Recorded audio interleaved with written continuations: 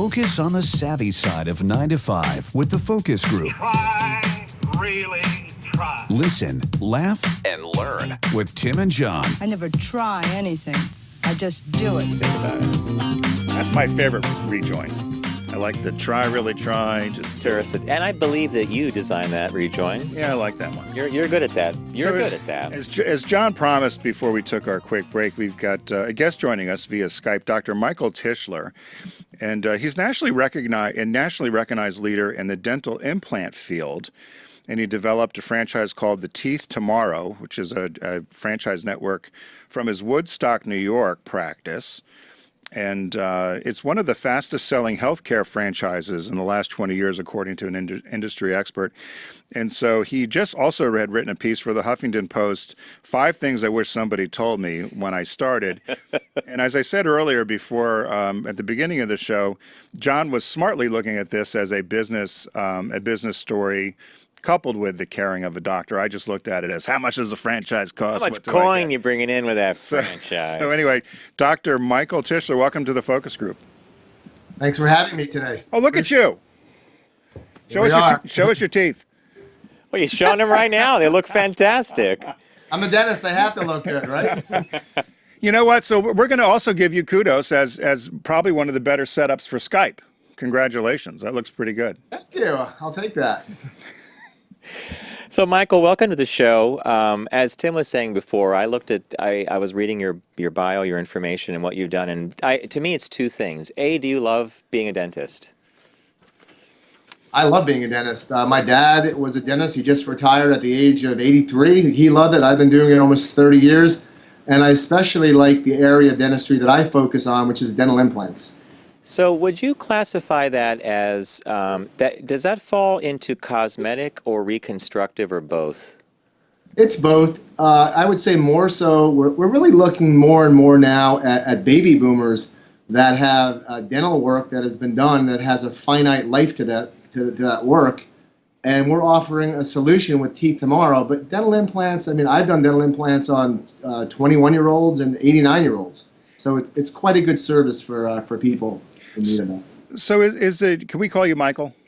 Please. Okay. So I've had. You would have loved me as a patient because I have thousands and thousands of dollars. But I blamed it on my British heritage until I did Ancestry.com. I found out I wasn't British. The implants that are single, though, I noticed behind you, you've got an image of which is more of a bridge or a full implant. Looks like a full denture. That's what you call the Protau, I think. It's not a denture, because a denture is something that comes in and comes out. Right. This stays in. This is the Protau bridge, the Teeth Tomorrow protocol. So it's a permanent bridge. Yeah. So when I would get a one-tooth implant, is that what you're talking about, or is it something very different? Well, a dental implant replaces one tooth or a whole arch like you see behind me. Right. Okay. And, there's different prosthetic parts that we can attach to it, and there's a lot of science behind it. But this is what we've evolved to with my dental lab and my practice, and now a national franchise with 40 locations in the U.S. Wow. So, Michael, the thing that fascinates me about Teeth Tomorrow and the franchise that you just alluded to is the fact that you identified this problem in your practice and came up with the solution. How would you describe that? Like, were you doing were you working for a number of years, and then you're like, wait a minute, there's a better way to do this, because the implants that you've designed and sell through Teeth Tomorrow have a 90% success rate compared to other implants which fail actually pretty quickly. Is that how you would put it? No, there's some truth to what you just said, but dental implants industry-wide have generally about a 95, 96% success rate for the implants. That's what supports the bridge. Got it, okay. Or a single tooth. We just came out with a study, and yes, this was built from, in my opinion, necessity. So this is different than a franchise, let's say a food franchise, where they think they could build a better mousetrap and a better burger. This is built on 25 years of me doing all aspects of restoring patients' upper and lower jaws and seeing what wasn't working. And what wasn't working specifically was these bridges that you see behind me made out of plastic, because plastic breaks and chips.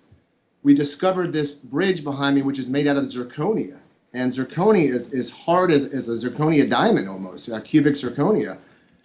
And we published the last 5 years worth of work, and we're looking at almost 100% success of 2,000 arches that my lab has done has success.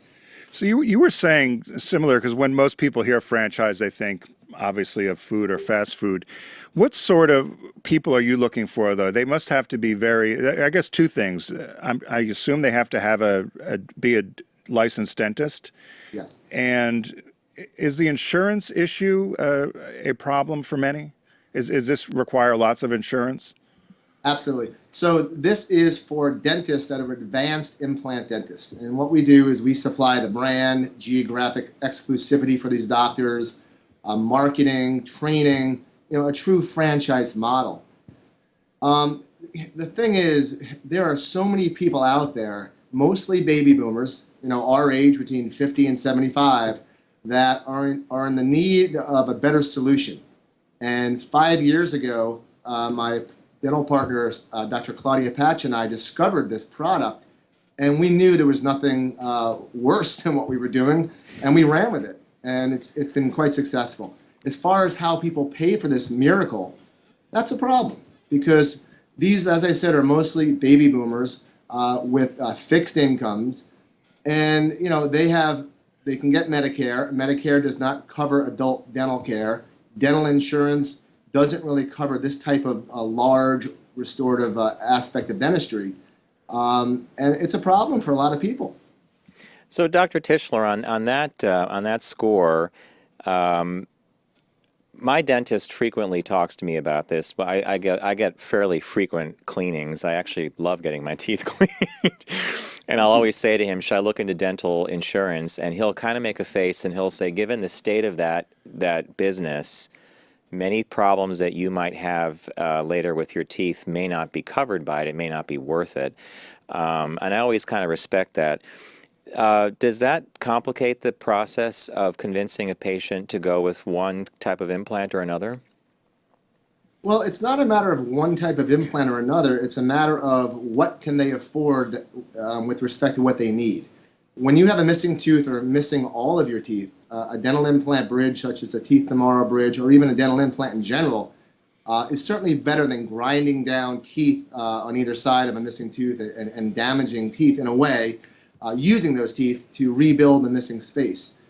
So when we talk to a patient about this service, what we're doing is we're instilling the value in this product. And once the value is instilled, we help them find financial resources, such as there's different companies such as Care Credit and Springstone that we can offer them financing. It's like when you go to buy a car. If a car is $40,000, and let me tell you right now, to replace an entire arch of teeth, one upper or one lower, is about $30,000 on average for an arch. So you're looking at $60,000 to rebuild your entire mouth. It's an investment. So just when you buy a car, we're going to offer financial solutions to help them pay for it, because dental insurance does not cover this. The Affordable Care Act doesn't cover this. And this is a problem. I mean, my feeling is that people really need to start sitting with their financial advisors early on and put funds aside after they realize from an exam that they might need this. So are baby boomers, my dentist often tells me that we're the last generation they make money on because of all the fluoride in water or how we've advanced with dental care. Is that true, or is that just a old wives' tale? Yeah. No, there's definitely truth to that, because as fluoride came on in the 40s and 50s, the dental decay rate went down. But we're still seeing problems. For instance, if someone fractures a tooth or has an accident or has a root canal, these are situations that compromise teeth, and there still needs to be obviously a need for this service. So in putting Teeth Tomorrow together, what are some of the lessons, or what's one of the main things you learned that you didn't know going into it? Of those five things yeah. I wish I knew. Yeah. Yeah. So one of the big lessons that we found was when you start a national franchise, each area of the country has different branding techniques. We're not blown out as a big national brand yet, but we're building it locally to the national level. So the market in Tampa, for instance, is different than the market in San Diego as far as reaching the people that need this. For instance, we're doing a lot more seminars now in the evening and going one-to-one with people. We used to do a lot of TV. We're doing more internet stuff and pay-per-click to get this word out. So That's one. so you're speaking about the notion of raising awareness of the product and the franchise, correct?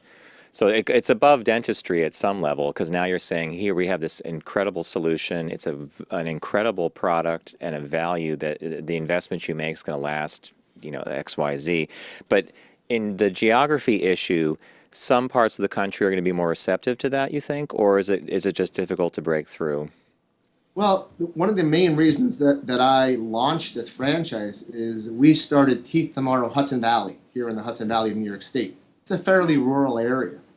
And we averaged a large volume of dentistry. And we ended up doing one arch a week of this product over the last 5 years. And I saw that was such an added value to my practice. I wanted to share that with other doctors. So yes, we're instilling the value in patients, but at the same time, we're doing B2B and also patient marketing. So it's a combination, really. It's a fascinating thing to me because at lunch today I said to Tim, we had two takeaways from reading our notes, and I said, here's someone who goes into an industry to be a caregiver. And, you're a doctor, you're a dentist, but you're also a businessman when you have your own practice. And so you've had to acquire a whole bunch of skills beyond your skill as a dentist, right, to do Teeth Tomorrow, but they all kind of play off each other. They really do. I have a very interesting lifestyle here because as a dentist, I mean, every dentist is a marketer. Every dentist is a businessman, whether they like it or not. They're running a business. I made the choice to open up a dental lab. So we have Tischler Dental Laboratory, which right now is the only lab in the country that makes one product, which you see behind me. So we're specialized. So that's another business. Now I have Teeth Tomorrow LLC as a franchise is a third business. And what's nice is my dental office is an incubator to do this clinical work, the surgery and the prosthetics, and the lab benefits. I use that as a best practice for the franchise. So everything I do is kind of one thing. I lecture on this, I publish on this. So I'm in a good situation, I feel, as far as focusing. And I do like focusing. What do you do for fun? Yeah, good question.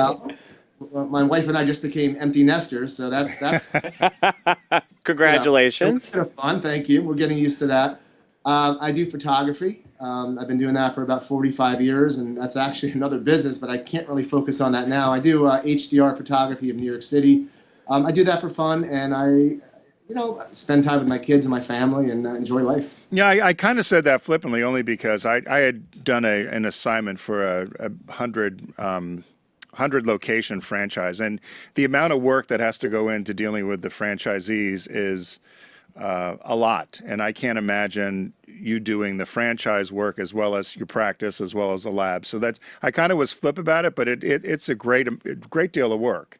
And I was curious as to how you put it all together. Absolutely. Well, I have to say that I would say leadership skills is a big part of it. So through years of reading leadership books and setting goals and visions, I've assembled teams that benefit from our growth and really represent me quite well. So I have about maybe 30 employees, and everybody's focused on different tasks, and leadership has really been a good part of my life. I suspect you're a fantastic dentist. I'm going to share a quick little story for you. When I was out of college, my dentist, Dr. George, I was in for a cleaning one day, and here's how he got me to pay attention to everything. He goes, everything's fine. If you continue going the way you're going, we're going to have to do expensive gum surgery because they're going to be receding. He goes, it's painful, it's horrible, but don't worry about it. We'll take care of it. And I sat there, and he just had this smile on his face. I'm like, what do I do? He goes, you got to start brushing. I had to be taught how to brush again, the flossing, and years later, my teeth are like perfect. And I said, George, you do know you scared the crap out of me that day. He goes, not my intention. I just always give the patient a roadmap of where they're going with their current dental care. So are you the same way? Yeah, that's the old scare tactics that dentists. It worked. And it does work, and it's true. But even if someone were to get this bridge behind me through the Teeth Tomorrow protocols, they're still going to have to come in for cleanings every 3 to 4 months. They don't become the bionic person. while these implants can't decay, the gum around them has to be maintained, and we have to sustain that healthy relationship. Well, I want to thank you for joining us. I think it's so people can find Teeth Tomorrow on the web. Why don't you give us your information that if someone wants to search this out? Absolutely. Well, as you see behind me, it's teethtomorrow.com. My practice is tischlerdental.com, and I'm pretty much accessible on the internet. I share a lot of cases on Facebook. This is my passion. Everything I do is with passion and organized structure and vision, and that's what you're seeing here as a dentist doing this. Yeah, and you know, when you were talking about the replacing someone's full upper or full lower, part of what you do, I'm suspecting part of your job satisfaction is the first time someone takes a smile with one of your your implants in, and it's like that Hollywood smile because they could smile broadly and openly because their teeth look fantastic. I mean, honestly, if you have another minute, I'll tell you, there's so many stories of tears rolling down people's eyes. This is life-changing. It's emotional. It's for a lot of people, this is the best thing they could do. I mean, teeth and not eating and bacteria could affect your entire body. And we're offering a real life-changing solution on many levels, and we're proud of it. No, I think that patient-centric solution that you're giving people is life-changing, and we're face people. I mean, we look at people's faces right off the bat. We look at their eyes, we look at their teeth, their smile, and to be able to do that with confidence, if you haven't been able to because of a medical condition or an injury, it's an amazing gift you're giving people, and I think it's a really cool thing.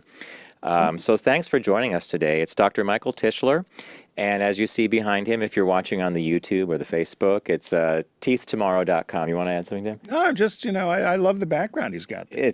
Tim gives this an A+. Plus, there's the big smile. There's the Hollywood smile you're talking about. I'm flattered. Thank you.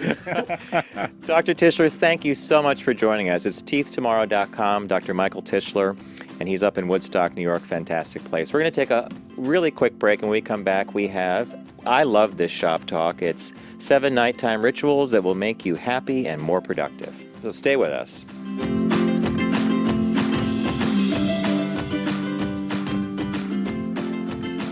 Brought to you by Volkswagen. Visit VW.com to learn more.